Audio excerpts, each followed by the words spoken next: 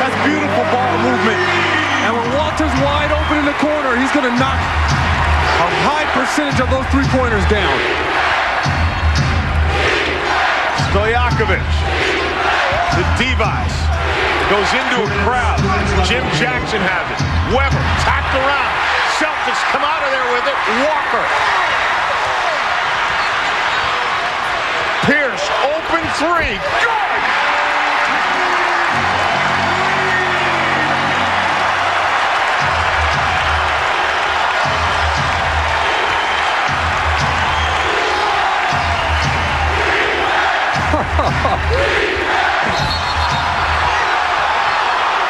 And Weber comes back with the dagger. The Celtics bench erupting as they thought it should have been an offensive foul. And what a sequence. I really hope the Celtics look at this tape and understand what they're capable of if they decide to play defense. Here's C-Web is trying to take the ball to the bucket, and now everybody converging. Antoine cannot afford to gamble this late in the game. He must move his feet and stay in front of Chris Webber. You see him going for the swipe there. That looks like the big fella's in position there. Yeah, it did to me, and that's his sixth foul as well. That looks like a charge. Walter McCarty hits a little smile over here. To say, you guys know that was a charge. You're not supposed to get those calls on the road. This is where Chris Webber has struggled this year, shooting free throws. And again, but Jim Jackson sneaks in and tips it back in. That's unforgivable if you're the Celtics.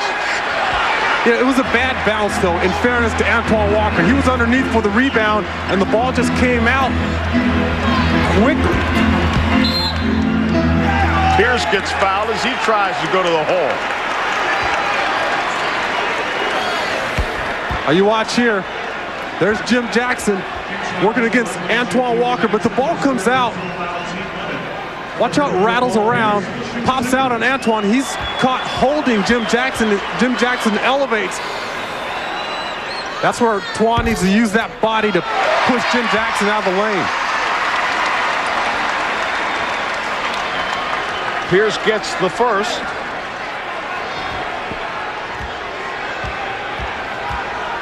And again, this is the guy who #2 in makes at the line this year, #1 in attempts, and he gets it back to a 2-point game.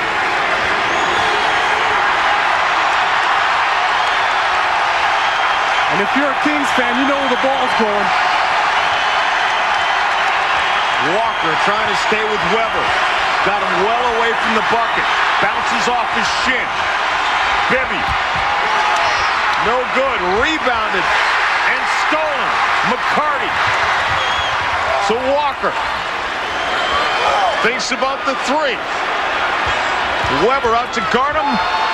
Walker almost loses it. Bremer now. Celtics got to settle down here.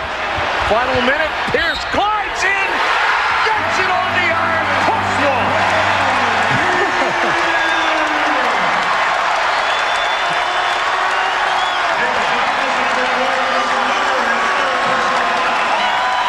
What effort and heart that the Celtics are showing right now.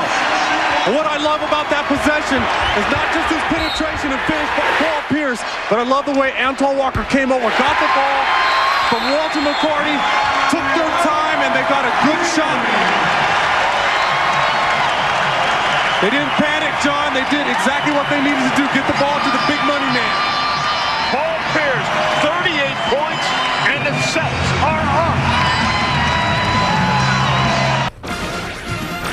You know, the East is not set yet. Pacers and Pistons, and the Pacers coming, Greg Anthony. I tell you what, they're starting to get their rhythm. They're playing well again. They're showing confidence. Big win on the road if they pull it out.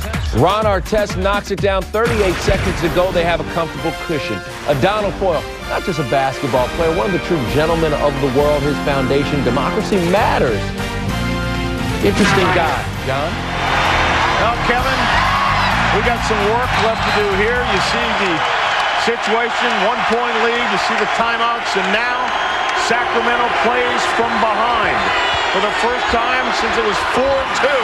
And who do they go to? Chris Webber. You have to love the antics after the shot goes down. See Webb coming up. Huge. Here he is. He's the man, and he knows it. He's not going to give this ball up right now at this point in the game. He's going to put this team on his shoulders. And that's excellent defense, by the way, on Antoine Walker's part. Just better offense by Chris Webber. Now that's an 8-9-foot jump hook.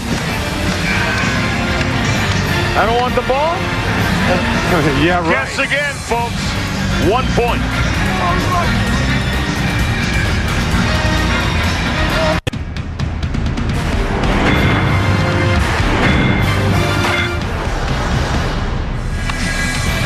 John Saunders, Sean Elliott, and David Aldridge. As we look at the Celtics bench, they've led for 7 seconds after grabbing that lead, their first since the game's first minute when it was a 4-2 contest.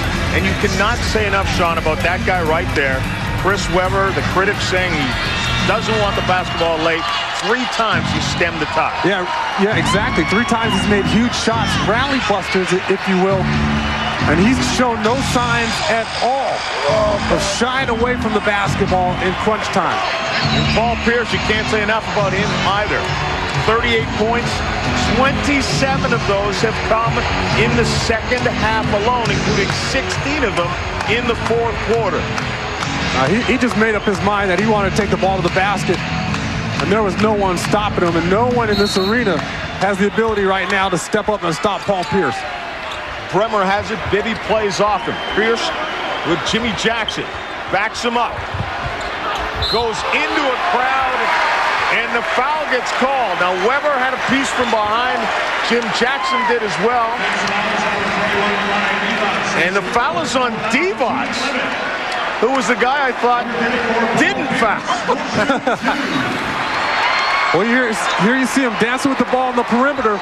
You know he's going to come with that low crossover. You see Divac there trying to draw the charge, but he just kind of falls back. And Doug Christie on the bench. They've elected to leave him there. And Pierce really started to take this game over. One of the best defenders in the game, Doug Christie, went to the bench. Yeah, Doug Christie can't be happy about that, because he feels that he could be out there doing a tremendous job like he did in the first half on Paul Pierce. Webber again. Walker out on him. Swings the ball. Free throw line. Bounced around. Walker comes down hard and commits the foul. Yeah, this guy is like the bully at the playground. It's his ball. No one's taking it. If I'm going to take the last shot, it's up to me, not anybody else. Here he is. You know, he has that ball above his head, and guys are moving, but they're